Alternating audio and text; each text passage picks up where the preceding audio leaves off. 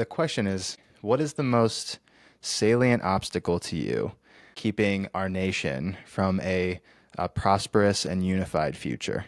Like, what do you think is the biggest obstacle, in your opinion? Mm, mm. And it doesn't have to be, the perfect answer or, and we can kind of figure it out as we talk about it. But yeah, I'm just curious what's Totally. coming up. Yeah. And you've asked me this question before, and I think every time you ask, it will hit me differently. I'm like always learning new things. And I mean, it's funny that you say our nation because I'm in the Philippines and it's like, it's a different world here. Um, and yeah, I'm just learning so much about like US involvement in like the formation of the Philippines government, the Philippines education system, and um, yeah, I think the well-being of the United States is definitely interconnected with the well-being of the entire world. And it's I don't this is a little bit out of my realm, but I feel like a lot of the questions around um, economy and trade and tariffs um, that are really present right now with this current administration in the US um, is definitely related to our well-being and like our relationships with other countries. And so that's just a curiosity I have right now is like, oh, it's true that our trade system is broken. Um, and I may not agree with the way that we are trying to fix it right now. And yeah, what would be I don't know how would we do something different? That's a Mm. question. Yeah, totally. Yeah, I'm sure your experience down there, seeing that, because we had talked a little bit before, and as you mentioned, this question is kind of changing all the time as as you grow, I grow, and it changes for me too. Um, you mentioned this about your home, like when you go back to the Philippines, it's also a similar kind of like, this is different now, and so. I'm curious about like the involvement, like the US involvement in the government and the school systems. Like, what are you seeing down there? Hmm. Hmm. Well, to give a little bit of history, what I know um, is that the U.S. withdrew formally from governing like late 40s, early 50s. I think it was 1953. And then they officially withdrew. Um, I think there are still active bases here, but they had a bunch of military bases here through the 90s, and many of them were withdrawn in the 90s. Uh, so that's kind of the influence that we're talking about. But the impact on the education system has been really deep. Um, my opinion, from what I've seen, is that Filipinos are trained to be workers. They're not trained to be critical thinkers or trained to pursue their dreams.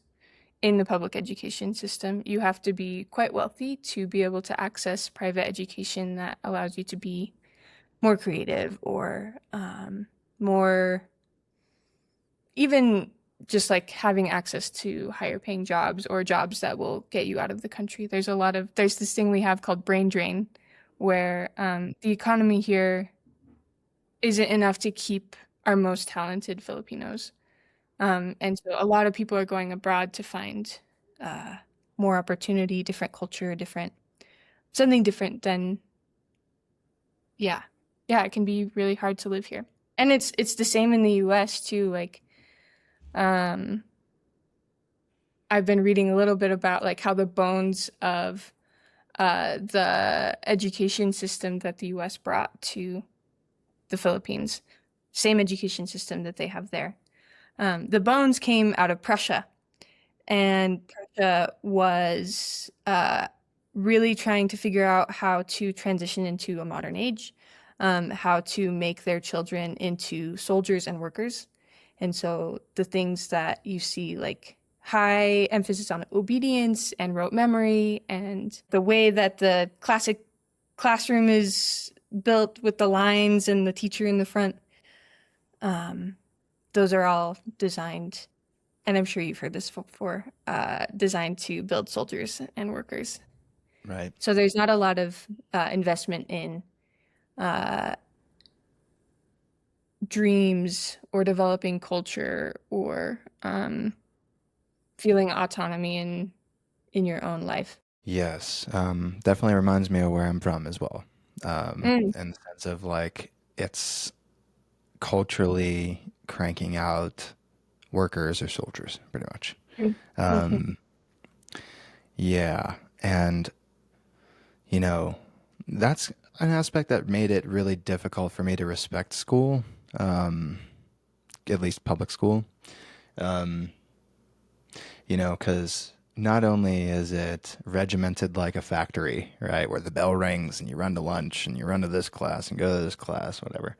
Um, there's also like the people that are kind of swept up in it, the ones that are Uh, the ones along the watchtower, I guess I would say, which would be like yeah. the teachers, and right, there'd be some that kind of recognize their place, right? And they recognize that they want to be an educator and the system is what it is, and that they can be a safe place for kids that are trying to navigate the system that is like, you know, really, I guess, rigid, I guess I would say. And the people that have an opinion about education where it's like, why are we teaching kids about this when we're not learning about that, right? So like, we don't learn about how to do our taxes or how to be Classic. like financially independent or, how to make proper investments or, really understanding financial independence or the ability for financial independence. It's just not really an option. It's kind of more like in school, at least, public school that was, at least the one I went to. I can't speak for all of them. But that's kind of like an overarching theme I've noticed about a lot of, high school education, middle school education, whatever. Um, and this kind of emphasis on going to tech school, like tech schools such as like, go for HVAC or go for plumbing or go for, a mechanic or whatever. A lot of Sure. my friends did that. And because of the like class system that's like very obvious in public school, like it's like, oh, those kids are going to college, these kids are going to the, workforce, and that's just kind of what it is. And yeah, there's a clear kind of separation in that. Plus, the culture outside of Pittsburgh is very much you go and work, and your whole value is based on your ability to work hard, right? Hmm. There was a situation. So, like, Pittsburgh is known for its steel mills and its coal mines, right? Um, Yeah. there's actually a coal fire that started like I want to say it was like in the 30s or something, and it's like still burning under the ground in this one place. It's kind of wild. Yeah, I don't. I'm gonna have to. I mean, I wish I knew the name of the place. Anyway, um, there's this story about Carnegie. So like that's where Carnegie manufactured all his steel, right? So like And that was a huge aspect in Pittsburgh. And the city was so dirty that you couldn't hang your clothes out to dry outside without them being like covered in soot, right? oh, Disgusting. oh, Um, and so one day, because of the terrible conditions in the steel mills, some of the workers began to strike, right? And the strike lasted for a while. And I guess Carnegie claims he was like away at this time, and so his right hand man, who was Frick, I think his name is Henry Frick, but he apparently hired the Pinkerton Army, a private military corporation, to come and deal with the striking workers. And they ended up open firing and killing like 12 of them, I believe, and injuring a few more. And these are like their own workers, right? Um, so, of course, there was like a controversy there, but ultimately, those people ended up going back to work, right? Working until they were broken people, and then their family basically had to pick up the pieces until, after their body was not fit to work anymore. And that culture is still very alive in Pittsburgh. Very, very alive. Um, so when you talk about educational systems that are meant to like bust out workers and the culture that ends up getting formed around that, I feel you. I definitely Mm, feel you. You know, a big part of Pittsburgh. It's kind of wild, you know. dang. Yeah, but it's changing, and the city's changing a lot. Like you have Carnegie Mellon now, who's doing a lot of Oh, like robotics and a lot of like AI stuff. And, you know, Pittsburgh's kind of becoming a bit of a tech space, like a lot of cities, you know. So there's definitely more opportunity now. Um, but yeah, it doesn't seem to be the same story though in the Philippines. It's a little different, huh? yeah, yeah. There's a lot of extraction happening here, and a lot of it has to do with corruption in the government. My uh, one of my elders was telling me that in some districts, in some barangays, as much as 40% of all of the taxes are taken by uh, whoever's in charge, just put in right into their own pockets. And right now, we're in the midst of this huge scandal around flood control, flood mitigation. I mean, every year, I've been telling you, there have been like 5 typhoons since I've been here the last month. And they've been, well, they were supposed to be working on flood control projects. It's like billions of pesos invested in infrastructure so that people stop dying as much from flooding and landslides. And uh, yeah, there it's coming out that there are hundreds of ghost projects. No one knows where the money is, and yeah, there's just like a lack of, I don't know, like commitment to the Filipino people in the government. Wow. Uh, yeah, yeah. You feel And pretty hopeless. yes, there's a lot of hopelessness. And I think both large corporations from wealthy families exploit that hopelessness here, and also foreign interest exploits that hopelessness. So, an example would be like in the farm that I love to stay at when I'm here. It's in this really rural area, a few hours south of Manila. Someone has paid the mayor to basically, it's a land grab. It's a Chinese family who has paid the mayor for access to a piece of land right on the river that irrigates like the entire valley, basically. So it's mostly rice fields. And they want to put a piggery there. They want to raise pork and export it back to China because they can't keep up with the demand there. And the African swine fever is so bad that it's hard to, yeah, it's hard to feed the people. So, I don't know if you know anything about piggeries, but they're so dirty and it's gonna pollute the entire watershed that yeah, these people get their livelihood from. Yeah. That's And pretty then scary. yeah, it's scary. And it's happening all over. Like foreign interest is doing that. There's a lot of development happening within Manila by the university system. That is kicking out heritage farmers who have been there for like decades and generations. They can trace it back to pre-Spanish times. Their residents there. Um, yeah, and the mining is also a really big one.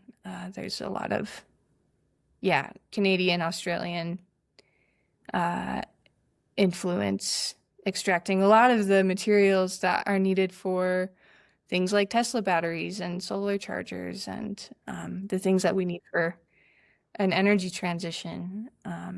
But yeah, there's just like so many human rights violations against indigenous peoples and um, yeah, a lot of land grabbing happening. So yeah, hopelessness is, I think, a big part of that, especially the working people. It's like if you're working 60 plus hours a week, you're commuting an hour a day, like you don't have time to care about that. Right. Yeah, Just keeping your head above water and just doing what you feel like you need to be doing to support your family. exactly. Jeez, man. Yeah, you would never hear about that. I mean, it's just something that's just totally unknown to most people, and myself included, as far as what's going on down there. Mm. And and we've talked about this before with technology and the over distraction. It's like people are so distracted, even if you tell them about this, it's like in one ear for like 5 seconds, and then they're, back to scrolling, and it's like, oh yeah. And plus I got this thing to do. Oh, this coffee's really good over here. You know what I mean? It's just like, Yeah. And life is meant for enjoying, I think, too. You can't just stay in that place. And yeah, a question. How do we let this information sink in? yes. Yeah. And even if it does, yeah, I guess this is where it comes to the question for me, at least how I answer it. It is like, it seems like so many issues are so large. Like, we are not going to be able to stop the money flow from not just big business, especially in the tech companies in the tech world, but also these governments that are incentivizing the tech world to develop, because it's a race. We're in a race, right? Mhm. And it's like the loser of that race is in not a good spot. Whenever it comes to like the superpowers grabbing a power, whenever it comes to the AI race, the humanoid robot race. I think like Musk said, and I think he said in like 2040, there will be like a few billion humanoid robots on the planet that range from like 20 to $40,000. It's Mm. like the if you're a superpower, right, like China or the United States or Russia or something like that, and you're last to get that, I mean, that's not good, Mm. you know. Mm. And so for us people on the ground, then again, it comes down to like, okay, so like, which power structure do you think will be the most kind to you? And that's kind of what you're dealing with. um, Brutal. but it is Woof. brutal. It is, and it's really tough to look at. It's really tough to look at, and it makes you feel like it makes me feel that there's no agency, right? Where Mm. is the agency in it? Mm. We're just along for the ride of this, like, total tsunami of technology that is going to be everywhere in no time. Mm. And so when it comes to how do we maintain that enjoyment of life and, like, human connection and being able to be humans, exist as human, because that's going to be a relic in the past. Um, it's almost like we're at the precipice of, if you don't own land now, good luck, you know. Mm. And I don't know how anyone's going to be able to like make money to purchase land, or how people are going to be able to pursue passions, because hey, if your favorite thing's a wood carver, the CNC machine does it far better than you. Mm. If your thing is poetry, it's like these AI structures have like all of the poetry that has ever existed in human knowledge. And they can Yeah. put that together in a more unique way, maybe than even a human. It's going to be really tricky soon. So it's almost like there needs to be like break off communities that specifically maintain humanness. Like, have you ever Mm. read Brave New World before? Aldous No. Huxley. You Oh. would like it. Hmm. Yeah, I could see you really liking that. I mean, it's very dystopian. People often argue between Orwell and Huxley about like who is more correct, and like, um, dystopia basically.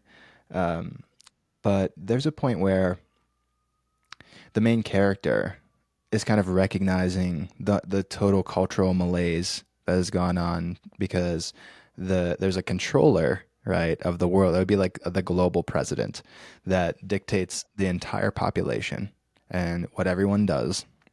And nobody has biological children anymore. Everybody's born in a test tube, and all those test tubes are sorted out to have a certain amount of alphas, a certain amount of betas, a certain amount of kappas, a certain amount of deltas, and a certain amount of epsilons.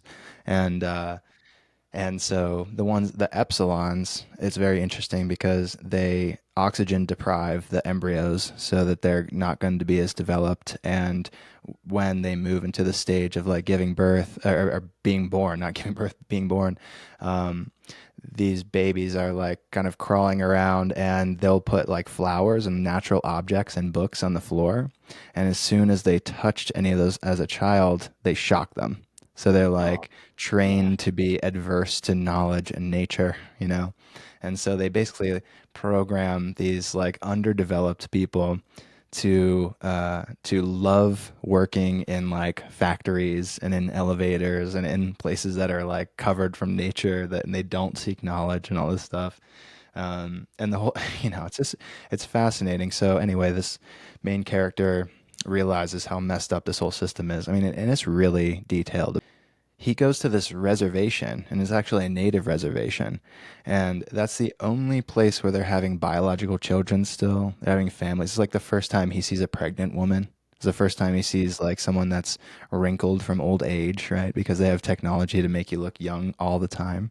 And if you ever get tired or like sad or whatever, you can take this drug called Soma, which would be like today's SSRI or marijuana or whatever it is that, ends up allowing somebody to kind of deal with the reality life that we're living.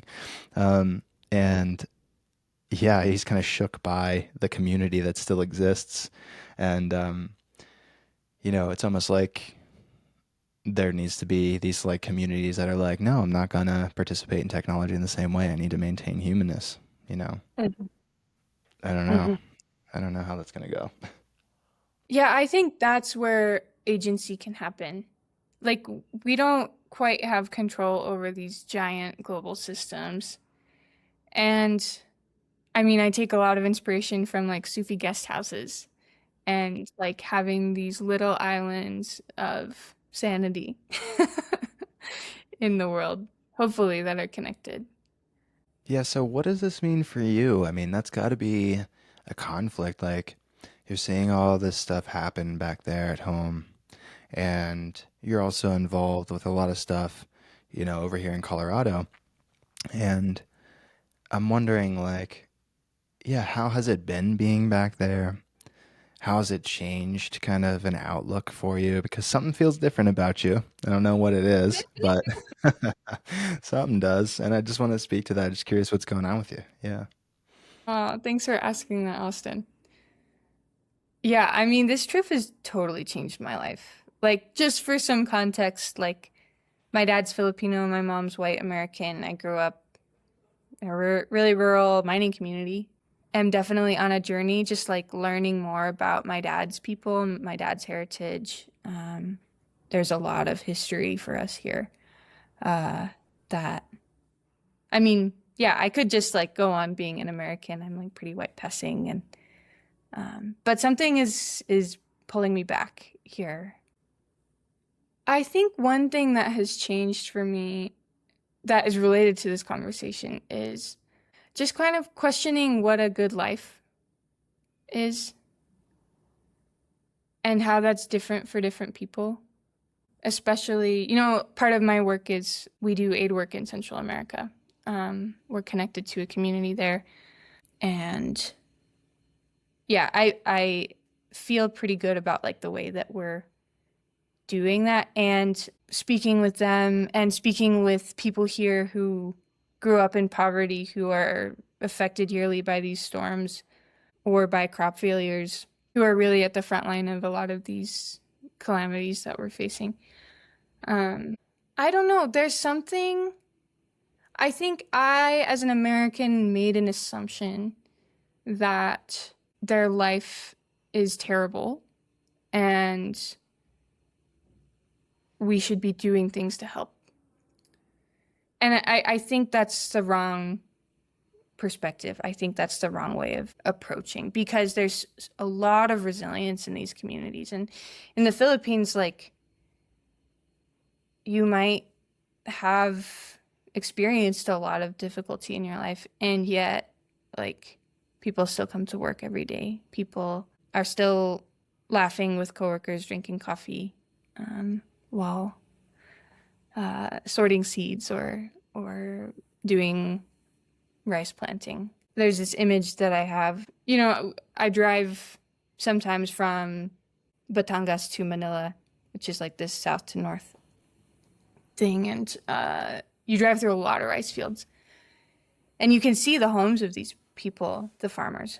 And a lot of them are shacks. A lot of them are, to me, like kind of haphazardly put together. And yeah, you're muddy all the time. There's mosquitoes, there's leeches, there's bugs. It's to my Western mind, it's very different and quite uncomfortable. But I remember driving on this road a few days ago, actually, and seeing this man who seemed to be a lifelong farmer, just swinging in his hammock. And I mean, the rice terraces are so beautiful. And just seeing him like being at rest, even amongst all of my perceived poverty, I think shifted something for me. Like his quality of life, his standard for quality of life, and my standard for quality of life are so different. And there's also something I love about the culture here around work. Um, and it depends, like if you're in a corporate structure, you're grinding. But if you're a farmer or if you're living in the province and you're doing a lot of land subsistence, like when it rains, which is a few times every week, like you just go inside and you take a nap. Hmm. And there's a lot of coffee culture here. Like in the afternoon, there's always merienda. That's what we call it. Even all of the workers come in and just enjoy and make cuento or tell stories. And yeah, there's a pace here that I've been able to feel that's really different than American work culture. Um, and it just gives me hope that we can work differently. Like Hmm. work doesn't have to be a grind all the time. That was a long story, but it's just No, something no, shifting in me. totally. Yeah, a couple things. Yeah, when you say we, like, you said you're connected to a community in Central America. Who's we? Yeah, so my nonprofit that I work for part time, we're called Campesino Commons. And our mission is liberation through land and people connection. And so mostly we're funding community led projects in Nicaragua. Although that is shifting, there's a lot of political instability happening right now. Yeah, we'll see how that goes. But we fund, yeah, community-based projects in Nicaragua and local projects in Colorado, mostly with the Spanish-speaking communities here. And yeah, we're about to launch a program in March for folks who feel they're more privileged, who feel they've benefited more from systems of colonization, to see like how we can engage in a good way that doesn't reproduce the harms that have historically happened. So Yeah, yeah. I mean, important work. Important work. One of the first podcasts on here was with Ramon. It was like the second one, and one of the things we were talking about was the the mechanism, the cultural mechanism, the societal mechanism for unification. Um, like, Mm. where is it, and what is it? And I think that a lot of people have the wrong aim in a sense where people seem to run to government for this sort of thing. Yeah. And this is not a government problem. Like the what the power structure, to ask the power structure to be like, make everybody be more fair, is like asking for hell because you're looking for an enforcement of something rather than like a Yay. communal understanding. You know what I mean? Yep. And so or it's the wrong aim at the wrong problem. We're just looking for this, and I think we're overly infantilized in America because, we're looking for this like parental government to, like we're asking our parents like, "Hey, it's not fair." You know what I mean? It's like, no, Mm, this is not how this works. It's like it's for people in the community to take agency and to like step up to the plate and participate in things like what you're just talking about. Like this is not for some governor or any person of power to tell you how to act. It's like this is a bottom up mm, problem. You know what I mean? mm, And so, yeah, I'm curious like how your organization kind of sees that, or how you're imagining these meetings coming together, and yeah, and how me or anybody else like maybe that's listening could take part in this or participate in it. Like, mhm. yeah, I was curious. Yeah. We start with a lot of relationship building and groundwork.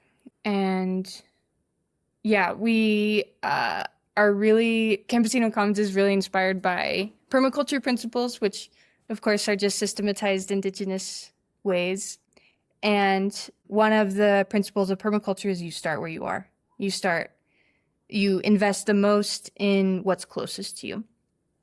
They call it zoning, and there it's like, okay, you like put a lot of work into your house and like the 10 square meters that are around your house.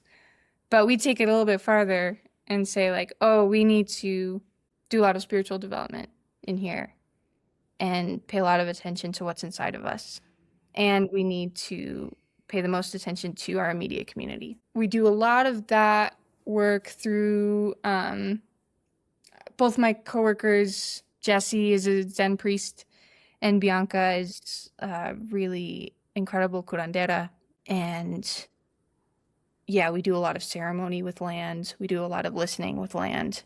Um, and then we do circle. We do council practice. That's the cohesion element. That's the unity element for us. And I was talking about the permaculture thing, working on yourself first, because we actually are doing, we're calling it Liberacion Dharma, this project for folks who want to help.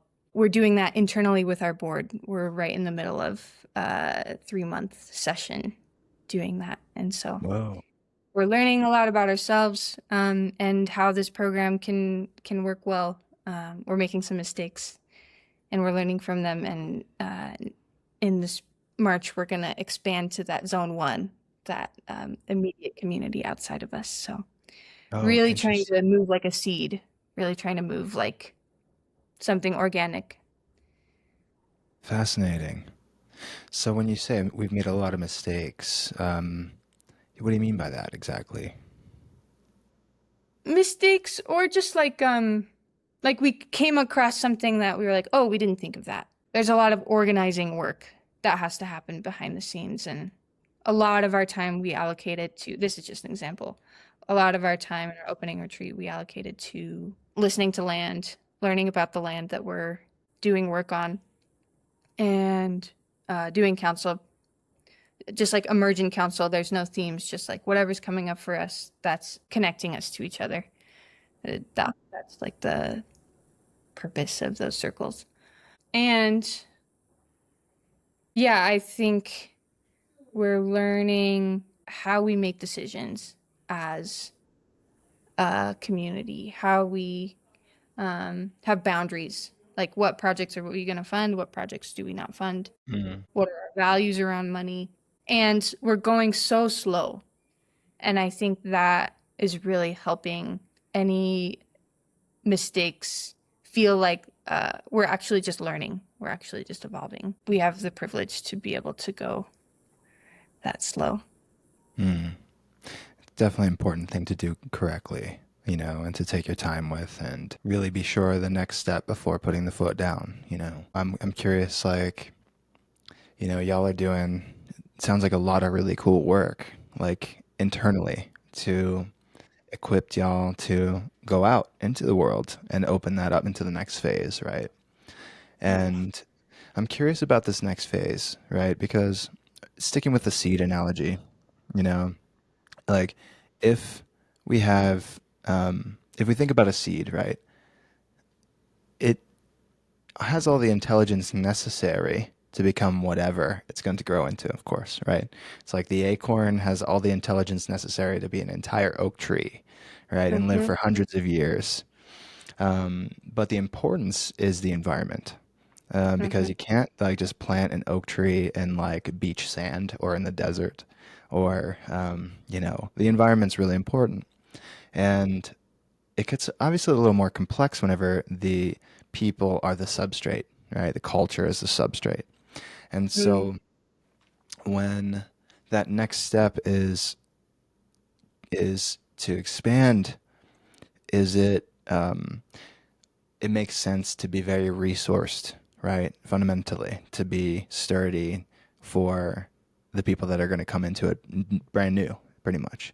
But I'm curious, like, because that work has taken so long with everybody on the same team, and there's that cohesion and the commitment, I'm wondering, like, how that is stepping out into a society that's, you know, you know, neighbors are living like two completely separate lives, right? The fact that two people are living in two totally different worlds based on like whatever media they're perceiving, they're not in touch with their neighbor. Their neighbor is their followers. Um, just kind of curious, like what y'all are anticipating for phase two, right? To step out, if there's I'm sure there's some conversation about that. I'm just kind of, I guess, trying to kind of walk through that with you and see just kind of what you feel about that, and yeah, how you're imagining that. Absolutely. Yeah, that's a great question. Were you ever exposed to Sand Talk? Sand talk, no. Wow, man. I think you would like it. Okay. Um, it's a book by this guy named Tyson Yunkaporta. He's an Aboriginal scholar from Australia. In the book, he has these principles called Principles for Being an Agent of Change in a Complex System. I don't know. I feel so nerdy even just sharing No, that, this but is so it's like, great. This is it perfect. This lights me is up. yes, Yeah. nice. Yeah. Um, and one of those principles, let's break this down for a second. Being an agent of change. We are seeing the world. The problems are so big. How do we do something different? And a complex system, society is a complex system, culture is a complex system, family is a complex system. You can't like have a 10-step plan per se because conditions are always changing. Um, and so he has these principles instead, which I actually would consider the seed that at least I'm planting at Campesino Commons. Um, One of those principles is adaptability. And so if you're an agent, you're always interacting with other pieces. So first step is like you open your door to your neighbor. Um, and then you have to build enough relationship with them to allow yourself to be changed by them. And exchange happens when you're both being changed by each other. And I think that having that mentality when we're starting to encounter difference, when we're starting to encounter people whose lives and worldviews are really different than ours, um, we have to allow ourselves to be changed by them. And I think that's the beauty of a circle, too, is that we're all looking, like, this in dialogue, we're all looking at this thing in the middle and we all have different perspectives and we're like, oh, this is what I see. What do you see? And we're just trying to get a bigger picture of what's going on. So that's the hope. It's not going to be that simple or sexy or nice always. Sure, sure. Yeah. But right. So it's yes, at first it seems like there's going to be a lot of qualifying to make sure that like this person, whoever is being brought in from the outer community, um, shares the same ethic, right? It's Yes. like it can't be Values. somebody that's like some random person pulled off the street that may or may not be with it. It's like ally first, right? Like and broaden it up until like it becomes it, yeah, and that makes sense. It becomes like a cultural change, almost like a more like an aspen tree, right? Where it's like spreading up from the roots, you know. Maybe that's not the best option because it's all one thing. Not that we're separate, but you know what I mean. It's like Yeah, it makes sense how to spread like that. Um, and that's a beautiful thing. I think that's really important. Yeah, and I like the dialogue example. And that does take training, right? People's impulse, right? To want to skip in the circle or, to feel triggered or need to do something about it or whatever. There's a lot of trust that needs to be built to be able to have like, yeah, a proper dialogue, at least in that setting or in the setting that we're talking about right now. Yeah, that's a great point. I think there's definitely a lot of vetting that we're doing. Um, and yeah, we have to have people who are willing to be changed themselves. And we have to be willing to change too. It's like if you're like that exchange has to happen. That's just yeah. Yeah, you can't come from like a teaching place where like we're gonna No. show you, right? Yes. Like this is what we're trying to do. How do you see it? Kind of thing. Really cool stuff. Yeah, I mean, and yeah, I love to hear you be passionate, about this sort of thing, and I'm curious, like how this. So you're doing this really cool work back in Colorado, but you're feeling this pull back home. Like, Mm, is there a connection? Is there like a way to bridge that? Is there, uh, a, Luna here, Luna there situation? Or, I mean, because and you don't have to pick one or the other, right? It seems like, just from what I know about you and what you've shared just in this conversation, um, communal connection is so important, right? Um, and obviously North America is in such like a fractured place when it comes to community. I often call it the post-communal era that we're living in right now. mm, And mm, I'm wondering, like, is this a concept that you think you might bring back to the Philippines? Is there a kind of like grassroots kind of connection that you feel is needed there, or would you alter it in a way because there's like a rich culture there, versus mm. how it is in America? Like, yeah, I'm kind of Like if curious we how were you, gonna do a program like yeah, this over here. yeah, like if you I would, mean, or if that's even something that calls you, yeah, yeah. This is a fun question. I feel like you're really getting at like the edge of my internal process right now because there's so much amazing work happening here. Um, but I would say that the work that we're doing in the US with Campesino Commons is already happening here. Mm, I'm meeting people who are doing like the exact same programs even that we've designed over in the US, and there's a lot of opportunity to connect and exchange information, exchange culture. Um, and I am curious about what exchange looks like. Um, Especially as a mixed race person, I'm like, oh wow, like that feels like what I feel inside. I think I'm more planting seeds and I'm just listening. Like this work, like I feel really humbled to even be exposed to the idea or know that it's a possibility. And it's so delicate. Like there's so much pain around cultural encounter with colonization, with, I mean, all of the stuff that's happening today. Yeah, it's just really humble work. And I don't know what that will look like, but I guess I do hope that in the future we'll have protocols, established protocols for cultural exchange. Tyson talks about this a lot. I think in his book, but more in his podcast. He's got a great podcast where he's just having dialogue like this with really brilliant people. hmm. Um, Who's this? Tyson Yunkaporta. Okay, his Um, first name's Tyson. Okay, I gotcha. yeah, his Cool. podcast is called The Other Others.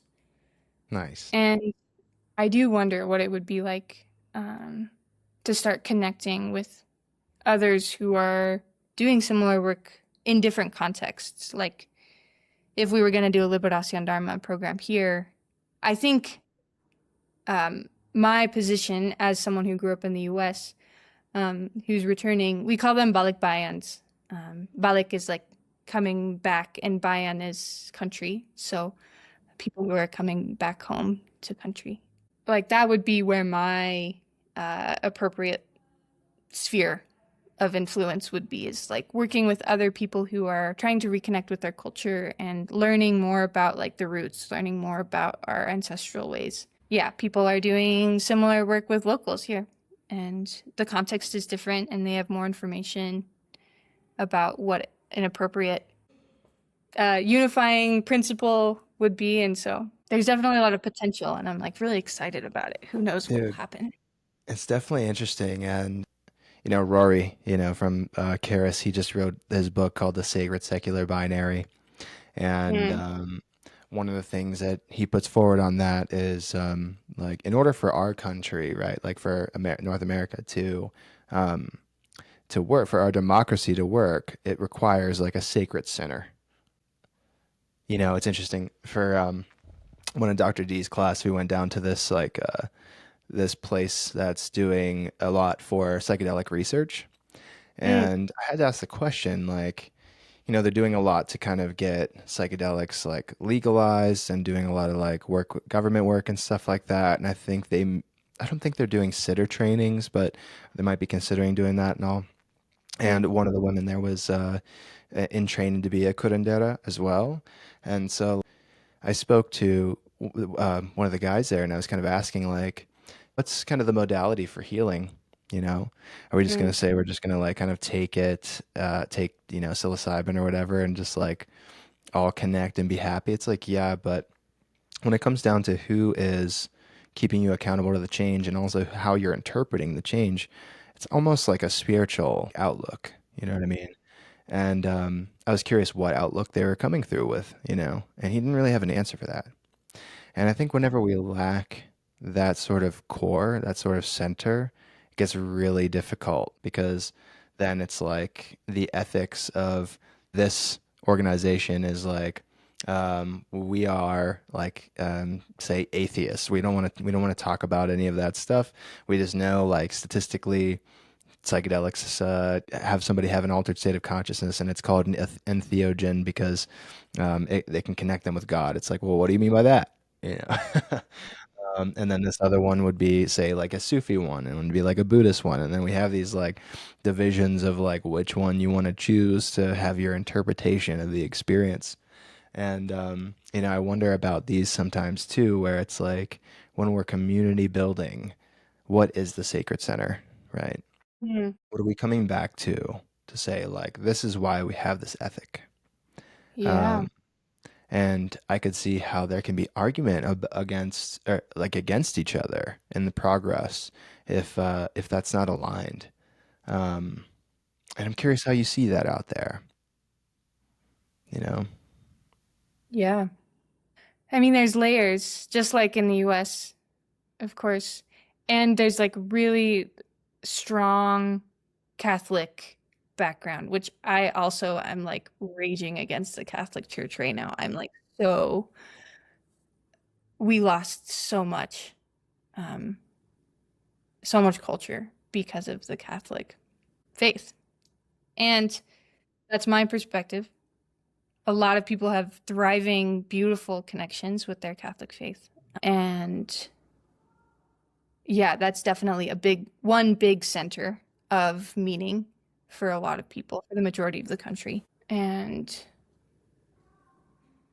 yeah, it's really interesting. Like your life is really different if you think this is just like a test phase on your way to heaven. totally.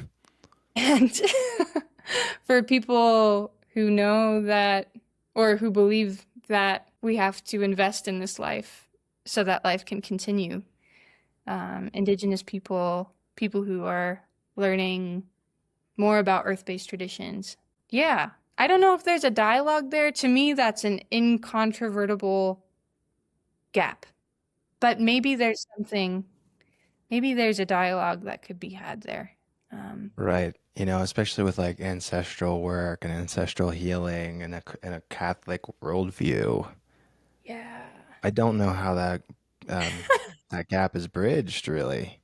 Yeah. You know? And there are some cool radical Christians, Catholics here. Yes. There's layers. Some people are fundamentalists, others are like There's this term here. I think it's something called faith ecology, and like the last pope wrote this big paper called Laudato Si, which was like recognizing the rights of nature and the importance of it. So there's like little cracks, It's and updating a little bit. it's updating. Yeah, software is updating. I'm really interested in like, there's this other thing.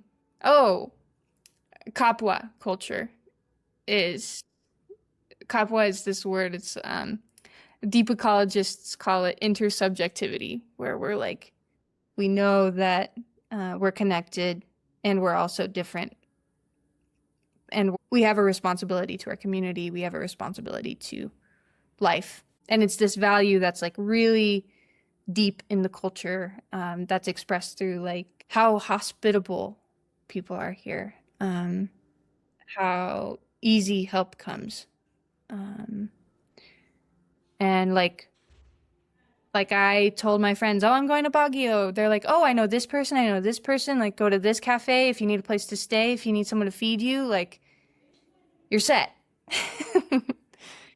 And it's like your wealth is based on your relationships, um, as Wow. opposed to your bank account.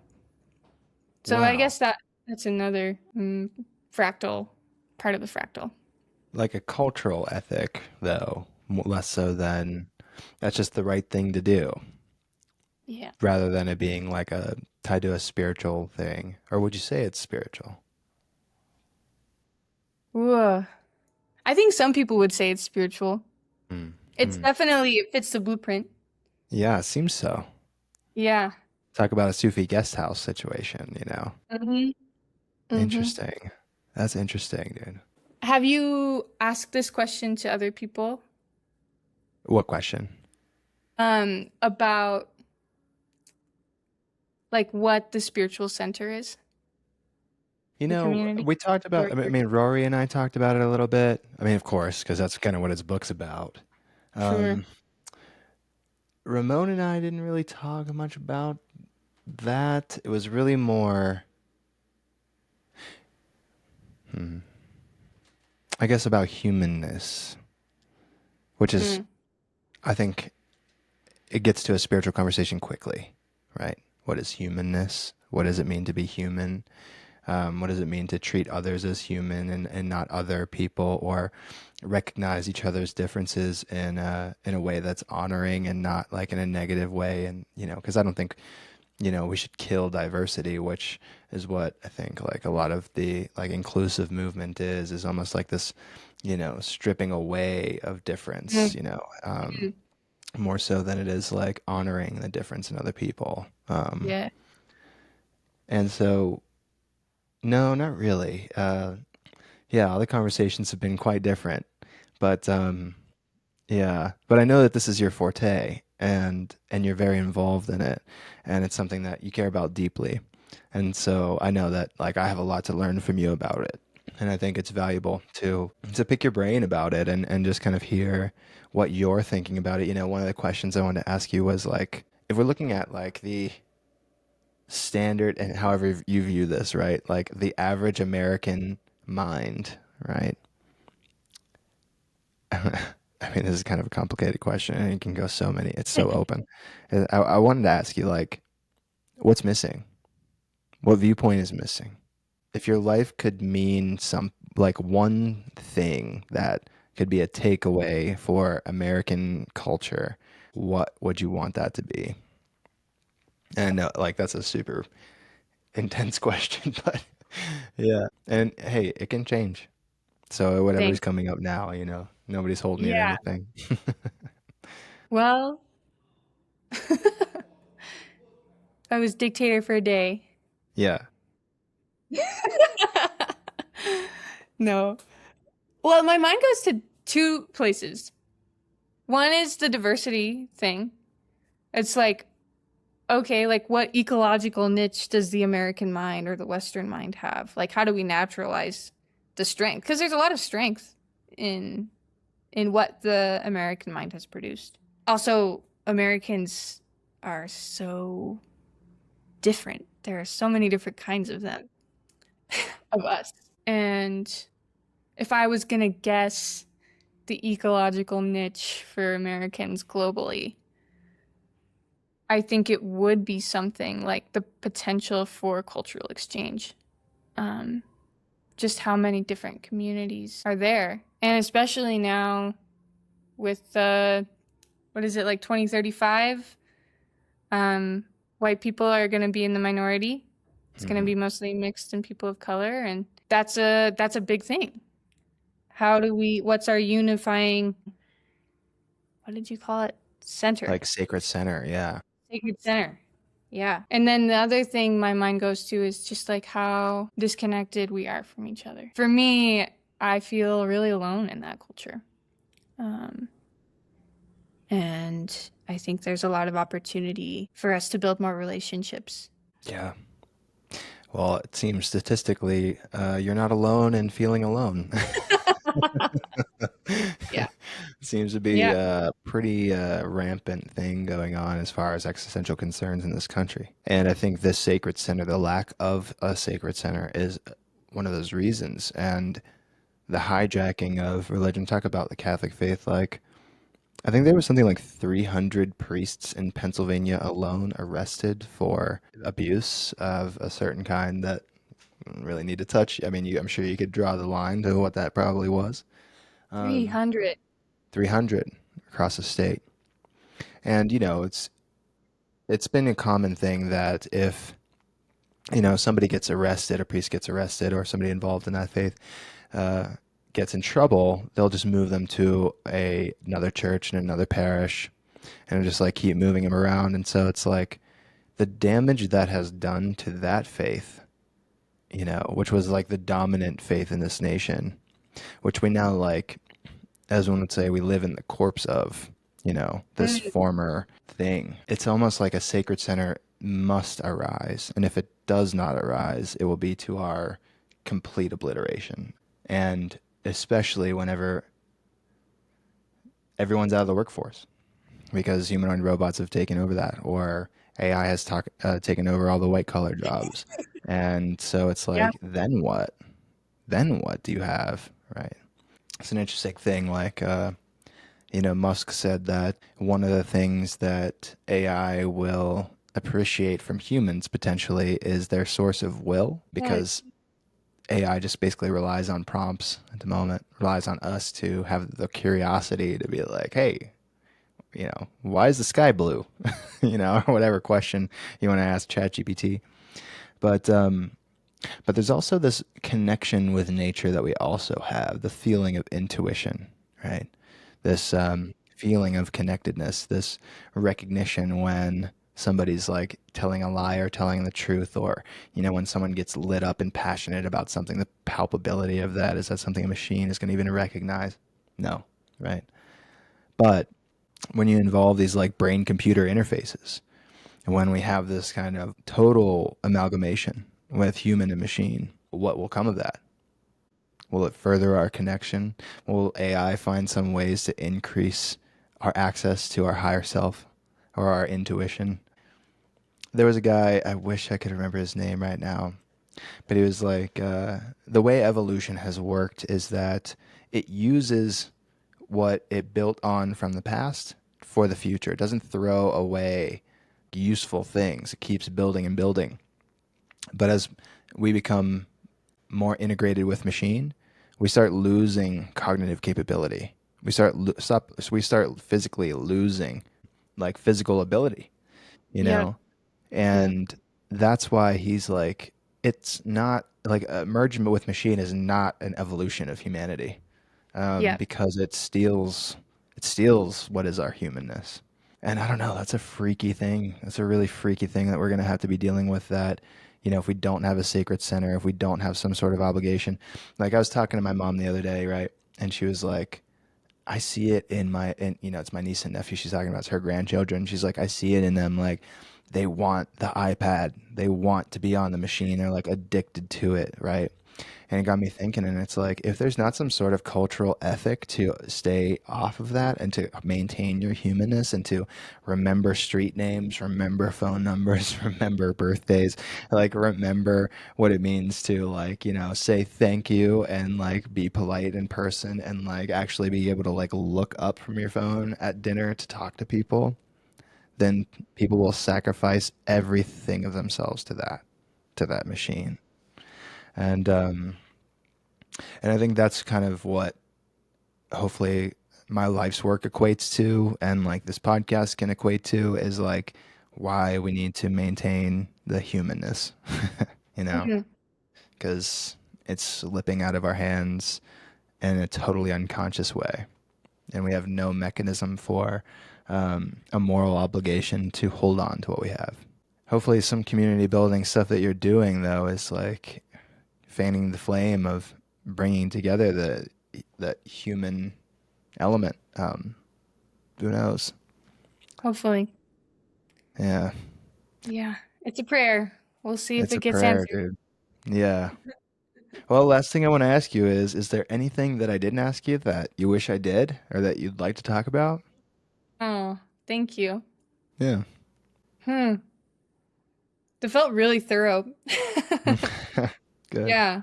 Yeah. Thank you for all of your really thoughtful questions, and yeah, your skill as an interviewer is like really, it's clear Oh, you've dude, practiced. it's not even Yeah. that. I'm just genuinely curious. That's not even Yes. like, I just want to know. Yeah. You know? So it's really not. Awesome. Yeah, and it's different, right? Because the beauty about a podcast is we dedicate time to sit here and have a conversation, right? Mm, And so we can turn off the rest of the world because for some reason the record button's on, and it for some reason creates this environment where we can just have a dialogue yeah. that's so rare in the rest of our world, which says another thing, right? Which is just like, um, does podcasting help increase our humanness? You know? Great question. There's a rise in it. Maybe that is an evolutionary strand. Yeah, maybe. Well, good. I'm glad. As long as you feel complete. And it's obviously a pleasure, getting to chat with you and sit down and do this is great, Luna. And excited for when you come back. And yeah, definitely keep me posted on when your organization plans to expand and bring in some other folks. I'd absolutely be interested in sitting in on some of those. And yeah, just being a part of whatever, I can do to boost your signal, or, if you want to do another one of these when you have anything going on, just let me know and, we could set it up and yeah, have some fun. Thank you. Thank Of you, course. Austin. Yeah, we'll have some info sessions in January, so I'll send that info your way. Okay. Yeah. Perfect. Cool. Well, thank you, Luna. I appreciate you. Thank you, Austin. This was a joy. See you later. Yeah.